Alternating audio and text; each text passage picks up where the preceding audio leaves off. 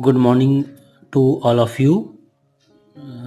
पिछले लेक्चर्स में हम लोगों ने E1 elimination reaction and E2 elimination reaction को डिस्कस किया था। In this lecture we are discussing about the rearrangement of the carbocations। इस लेक्चर में हम कार्बोकटायन रीअरेंजमेंट को थोड़ा सा डिस्कस करेंगे। आपको जैसे पिछले वीडियोज़ आपने अगर देखे होंगे तो आपको याद होगा कि जो हमारा कार्बोकटायन रीअरेंजमेंट होता है वो हमारा सिर्फ E1 एलिमिनेशन रिएक्शन में होता है। तो कार्बोकटायन रीअरेंजमेंट वहाँ पर होगा जहाँ पर हमारा सिर्फ कार्बोकटायन फॉर्मेशन होगा, कार्बोकटायन इंटरमीडिएट फॉर्मेशन होगा।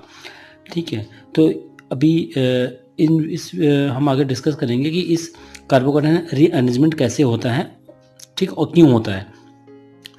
तो कार्बोकटायन रीअरेंजमेंट इसलिए होता है क्योंकि जब कार्बोकटायन इंटरमीडिएट फॉर्मेशन होता है तो वो कम स्टेबल होता है, तो वो अपनी स्टेबिलिटी को गेन करने के लिए कार्बोकटायन रीअरेंजमेंट एक रीस्ट्रक्चरल अरेंजमेंट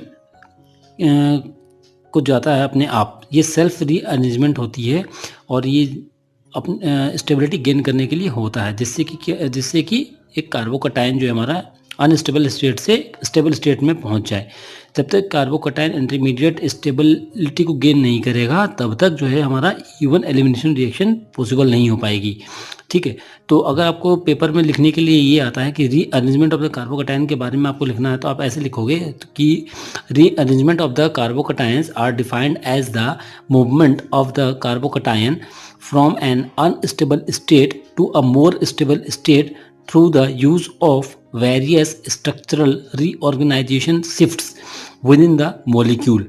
ठीक है, उसके बाद there is a formation of the structural isomer of the initial molecule once the carbocation has shifted over to the different carbon or adjacent carbon। इसमें क्या होता है कि स्ट्रक्चरल आइसोमर बनेगा। जब हम कार्बोकटायन रीअरेंजमेंट होगा तो इसमें एक स्ट्रक्चरल आइसोमर बनेगा, किसका, जो हमारा इनिशियल कार्बोकटायन मॉलिक्यूल है उसका। कब बनेगा, जब हमारा जो है कार्बोकटायन का जो चार्ज है, ठीक है, जो प्लस चार्ज है वो हमारा नेक्स्ट कार्बन एटम पे शिफ्ट हो जाएगा। ठीक है, ये हमारा रिएक्शन इंटरमीडिएट रीअरेंजमेंट होता है। ये अकर रिएक्शन के बीच में हो जाता है और ये अपने आप ही होता है। जब तक कि कार्बोकटायन स्टेबिलिटी को गेन नहीं करेगा तब तक E1 एलिमिनेशन रिएक्शन हमारी अचीव नहीं होगी, और जब तक हमारा स्टेबल कार्बोकटायन जब तक नहीं होगा तब तक हमारा रीअरेंजमेंट रिएक्शन या स्ट्रक्चरल ऑर्गेनाइजेशन रीऑर्गेनाइजेशन ये होता ही रहेगा। ठीक है, रीअरेंजमेंट हमारे जो है केमिस्ट्री में 3 प्रकार से होता है, जो कार्बोकटायंस फॉर्मेशन होता है और उसका जो रीअरेंजमेंट होता है। ठीक है, तो रीअरेंजमेंट ऑफ द कार्बोकटायन 3 तरीके से होता है। पहला होता है हमारा 1,2 हाइड्राइड शिफ्ट H-। सेकंड होता है 1,2 मिथाइल शिफ्ट, जिसको हम अल्काइल शिफ्ट भी बोलते हैं, इसको हम ऐसे लिखते हैं CH3-। And third one is होता है फिनाइल शिफ्ट, जिसको हम एराइल शिफ्ट भी बोलते हैं PH-। तो ये जो हमारा कार्बोकटायन का जो शिफ्ट है, इसमें क्या होता है कि हमारा जो ये प्रोटॉन जो चार्ज है, प्रोटॉन है, ठीक है, ये जो है हमारा उस कार्बन एटम से शिफ्ट होता है जिस पे चार्ज नहीं होता है। तो उस कार्बन एटम से शिफ्ट होता है, और शिफ्ट किस पर होता है, उस कार्बन एटम पे शिफ्ट होता है जिस पे हमारा प्लस चार्ज लगा हुआ है। ठीक है, तो हम इसको ऐसे भी कैसे समझ सकते हैं कि जो हमारा शिफ्टिंग ऑफ हाइड्राइड है या जो हमारा प्रोटॉन शिफ्टिंग होता है वो from non positive charge carbon atom to the positive charge carbon atom. ठीक है, इसको हम ऐसे भी बोल सकते हैं।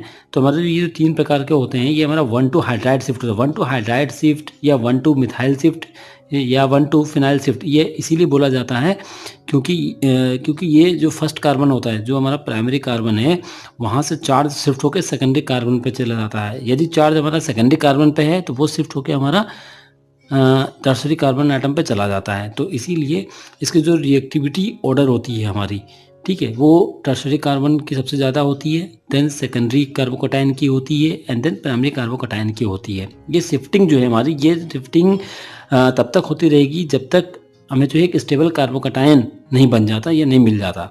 ठीक है, अब हम आगे का जो टाइप्स ऑफ शिफ्ट है, कार्बोकटायन रीअरेंजमेंट के जो टाइप्स ऑफ कार्बोकटायन रीअरेंजमेंट हैं, इसको हम आगे थोड़ा एक एक करके डिस्कस करेंगे।